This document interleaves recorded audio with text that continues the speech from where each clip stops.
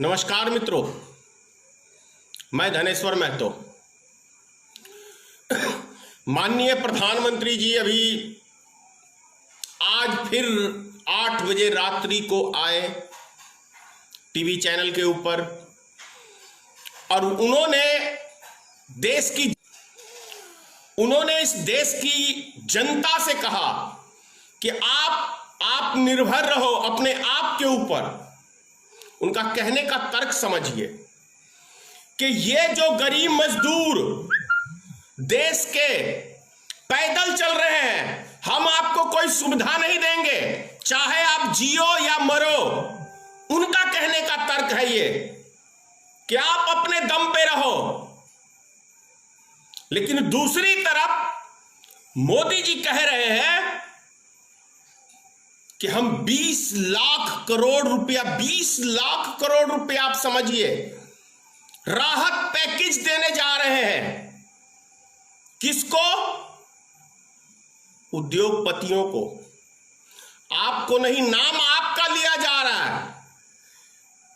प्रश्न यह उठता है नरेंद्र मोदी जी कि जिस देश की गरीब जनता को आप उसके घर तक पहुंचाने के लिए एक रेलगाड़ी की सुविधा तक नहीं दे सकते, तो आप गरीब मजदूरों को 20 लाख करोड़ की राहत पैकेज की घोषणा करके क्या आपने उसका मजाक उड़ाने का काम नहीं किया?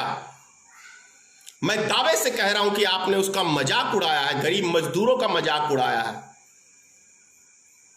पैदल चल चल के लोग मर रहे हैं, भूख से लोग मर रहे हैं। 2 टाइम का जो व्यक्ति निवाला तक नहीं दे सकता है, वो व्यक्ति 20 लाख करोड़ की बात करता है। शर्म नहीं आती कि बेशर्मी की सारी सीमा मोदी जी ने। सोचने की बात यह है, ये वही मोदी जी हैं 2015 के विधानसभा चुनाव में बिहार में आके मुजफ्फरपुर की रैली में पैकेज की घोषणा की थी। कितना चाहिए? 10 करोड़, 20 करोड़, 50 करोड़, 80 करोड़, लो 125 करोड़ मैंने दिया। लेकिन वो 125 करोड़ पता ही नहीं चला मोदी जी आपका कहां चला गया। बिहार की जनता को तो एक पैसा नसीब हुआ नहीं। तो वह 125 करोड़ रुपया जो राहत पैकेज की आपने घोषणा करी थी, वो कहां चला गया? मुद्रा योजना लोन 10 करोड़ आदमियों को आपने लोन दिया है।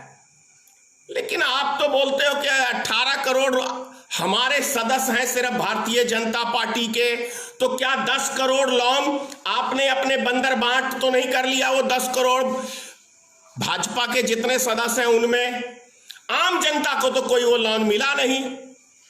मैं तो 10-20 गांव ऐसे गिना दूंगा मेरे इलाके में जिसमें एक व्यक्ति को लोन नहीं मिला है। तो फिर ये राहत पैकेज का करके देश की जनता का मजाक क्यों उड़ा रहे हो?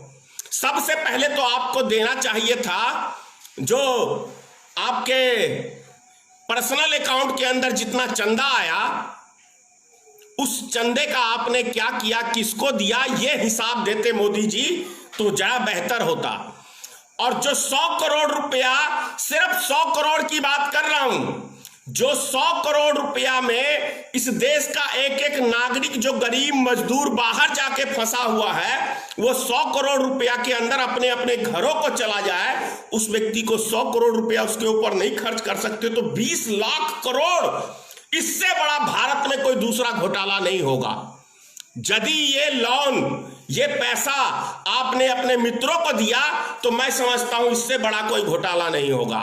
मैं तो जब समझूंगा कि जब मेरे देश के गरीब मजदूर जो आज बाहर फंसे हुए हैं, 6-6 महीने की गर्भवती महिलाएं 100-100 किलोमीटर पैदल चल रही है, और उसके ऊपर मोदी जी आपने एक टिप्पणी तक नहीं किया है। 16 हमारे मजदूर मर गए रेलगाड़ी के अंदर कट के, उसके मुआवजा तक आपने नहीं दिया है, क्योंकि आपने पुलवामा हमला के अंदर जो सेना मरवाया था, उनके जब घर के परिवारों को मुआवजा नहीं दिया और वो सब्जी बेच के अपने बाल बच्चों का पेट भर रही है, तो देश की जनता को आप कैसे दे दोगे?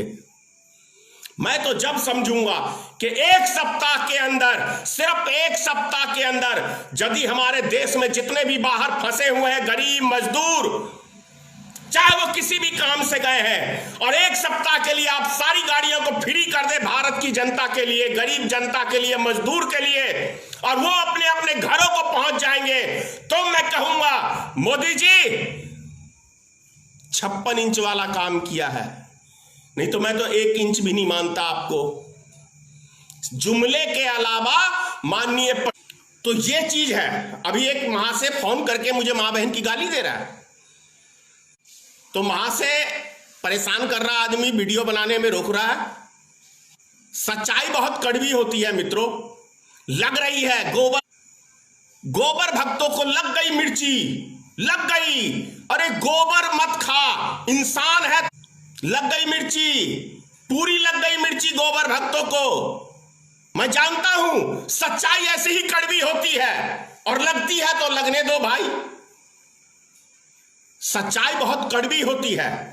अरे गोबर भक्तों, अपने आका से क्यों नहीं बोलते जो हमारे देश के गरीब मजदूर रोड पे पैदल चल रहे हैं, उनके लिए सुविधा उपलब्ध कराए। ये कहते हुए शर्म लग रही है। नरेंद्र मोदी का मैं कल सवेरे आपको बयान दिखाऊंगा कि नरेंद्र मोदी का बयान है कि देश की सेना नौकरी इसीलिए करती है, तनख्वाह इसलिए लेती है, वो बॉर्डर पे मरने के लिए। मैं आपको वीडियो इतना ही कहूंगा। जय हिंद, जय भारतीय मित्र पार्टी, सीताराम, मां भगवती गोबर भक्तों को सतबुद्धि दे, और नरेंद्र मोदी को तो खास तौर से दे। जय हिंद।